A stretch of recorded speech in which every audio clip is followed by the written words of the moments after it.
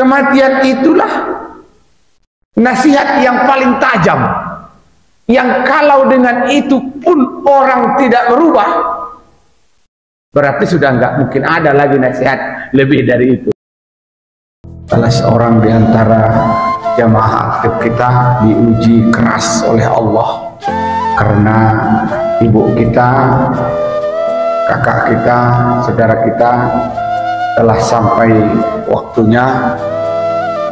Istri dari Bang Haji Mukhtar, Ibu Siti Aminah Siti Mariman. Bapak Ibu, dasar itu pula saya akan kembali mengingatkan kita dengan hadis Rasulullah. Ada hadis yang sangat populer atau tidak asing di telinga kita. Hadis ini dari Abi Hurairah radhiyallahu anhu. Katanya Rasulullah pernah bersabda, "Idza mata ibnu Adam in qata'a amaluhu illa min salas, shadaqatin jariyatin aw ilmin yuntafa'u bihi aw waladin sholihin yad'u lahu." Rawahu Muslim. Bapak Ibu, pertama, mati itu ada, nyata.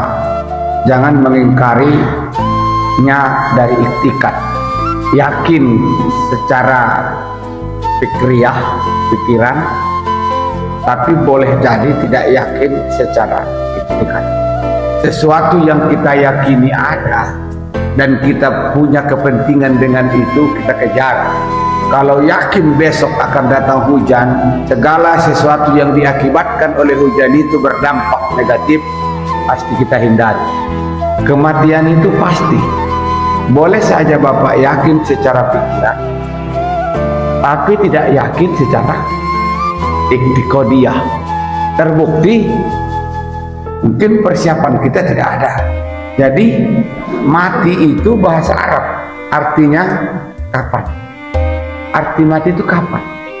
Menunjukkan sesuatu yang terus memberikan pertanyaan kapan terjadi. Karena tidak ada yang tahu. Maka kalimat itu menjunjung kata pertanyaan kapan. Jika rasa kapan itu mengitari hidup seseorang, maka dari perasaan kapan itu akan ada rasa ingin bersiap. Orang bilang ini akan banjir, kapan? Tidak tahu. Tapi dia yakin ada banjir. Kapan itu nggak tahu. Lalu ada persiapan untuk itu. Karena itu orang yang tidak punya persiapan atau tidak mempersiapkan diri, berarti dia tidak yakin kematian itu secara iktikad. Orang yang tidak mempersiapkan kematian yang tadinya tidak tahu kapan itu, sesungguhnya dia tidak yakin kematian itu secara iktikad. Dia hanya yakin secara pikiran dan kasat mata saja, karena ada orang-orang di sekitarnya memang tidak pergi. Boleh istri, boleh anak, tapi secara iktikadnya enggak. Buktinya dia tidak ada persiapan untuk itu. Tentu berbeda cara kita memahami kata mata itu dengan sehari-hari. Meninggalkan kita, sebut meninggal dunia. Jadi pesan yang bisa diambil di situ adalah keharusan kita semua tanpa terkecuali, kalau kita meyakini kematian itu ada secara iktikadi, tunjukkan bahwa kita mempersiapkan untuk itu. Yang mau dipertanyakan itu yang iktikadi, bukan yang di kasat mata.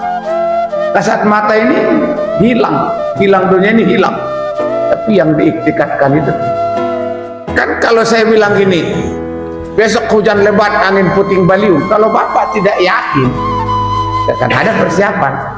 Pak Bantes itu mau puting beliung mau apa terserah, orang nggak yakin. Tapi kalau saya yakin besok akan terjadi angin puting beliung, pasti saya punya persiapan. Itu namanya keyakinan iktikad. Apa dampaknya Bapak-bapak? Namanya lalai. Yang kedua, Allah menguatkan itu dengan memanggil orang-orang di sekitar kita.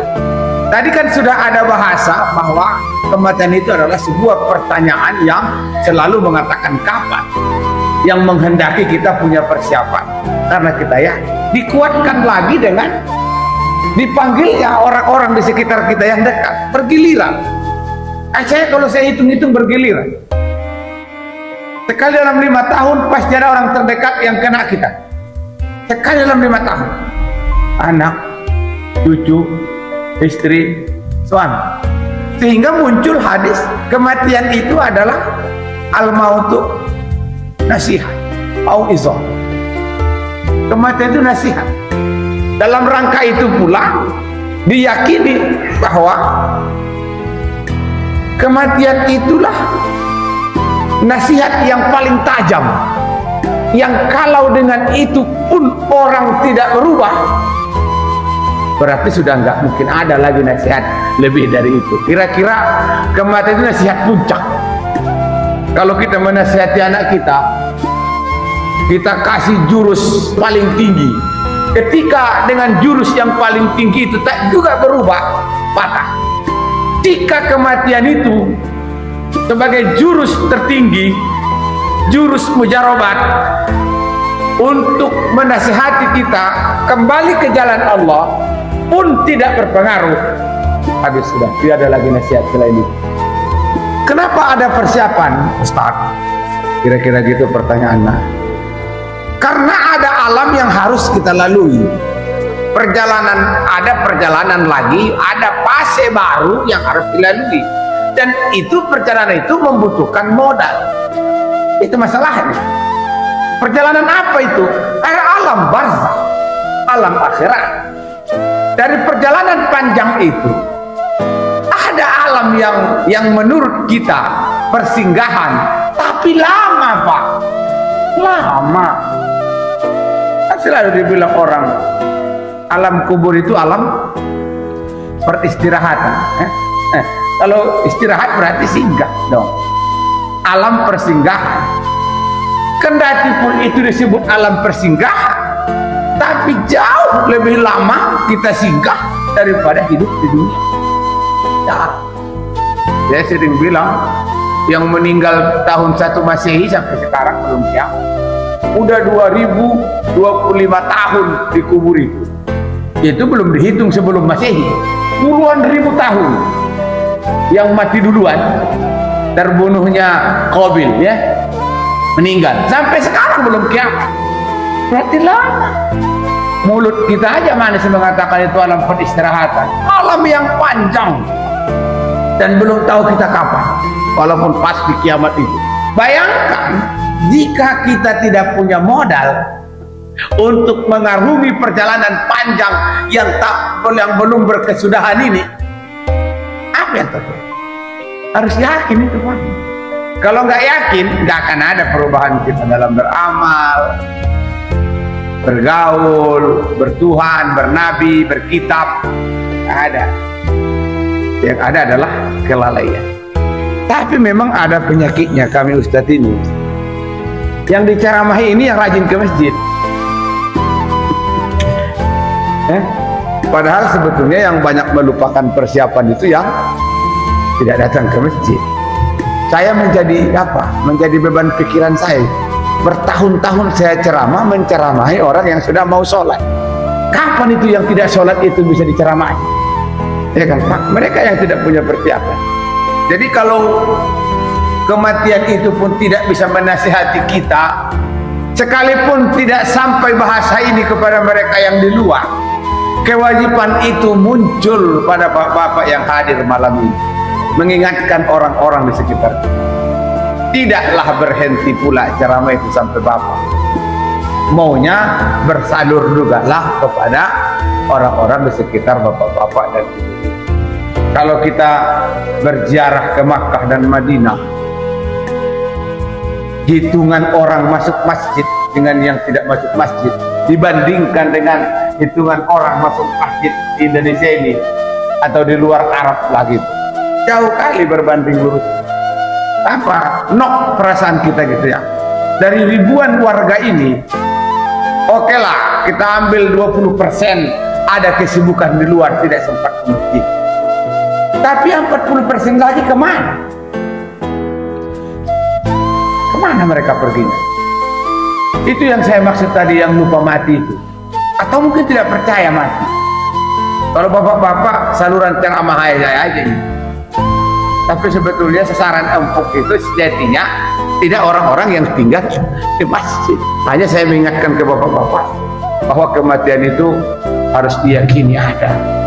Satu ketika Rasul menyapa Allah karena beratnya sakaratul maut itu. Sekelas Rasul menghadapi sakaratul maut itu berat. Allah bila bisa sadar. Kau rasa berabe.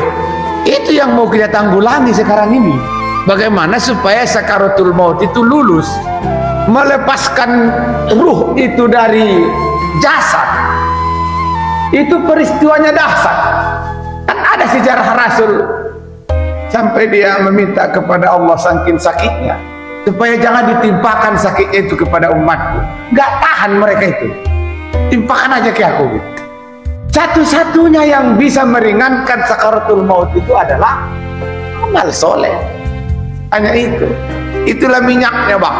Ada parang besi, sarungnya pun besi, bakarat, tarik coba, dipaksa karena bakarat dengan sesuatu yang buruk. Apa yang buruk itu? Karat. Sempat dosa kita bekarat, mencabut ruh itu berat, sakit. Karena itu jangan coba-coba. Ayo perbanyak amal.